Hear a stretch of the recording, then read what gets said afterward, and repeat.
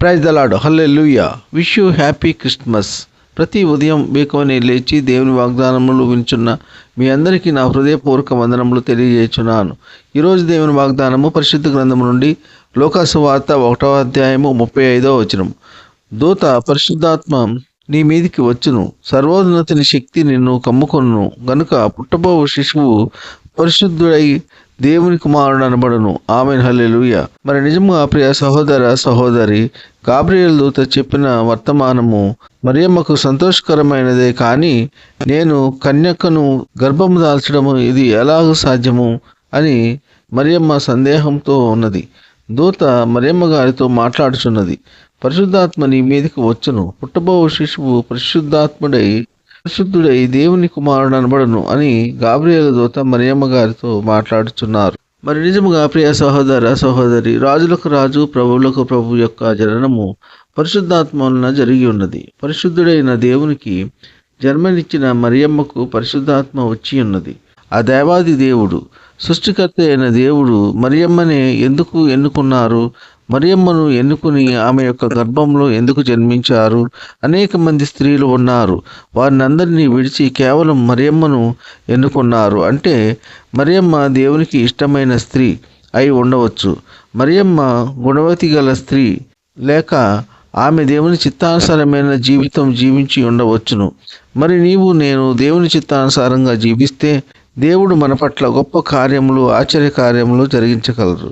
ఈ కొద్ది మాటలు దేవుడు దీవించును గాక. ఆమెన్.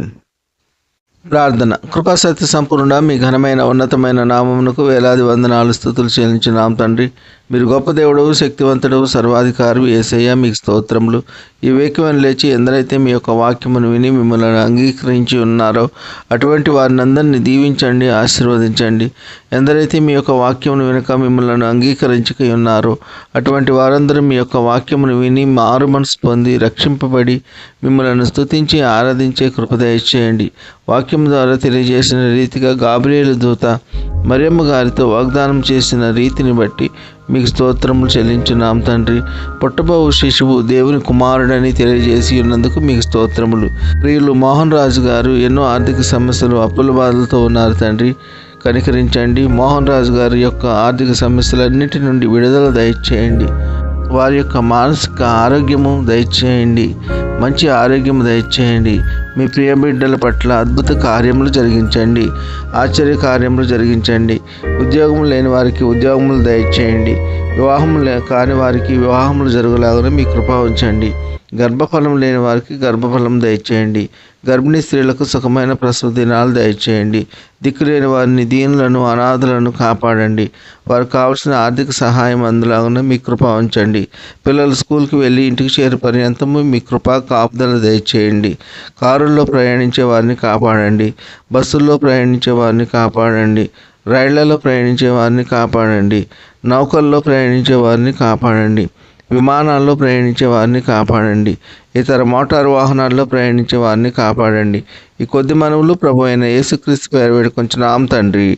ఆమెన్. విన్న వాక్యము దీవెనకరంగా ఉన్నట్లయితే లైక్ చేయండి, షేర్ చేయండి, సబ్స్క్రైబ్ చేసుకోండి.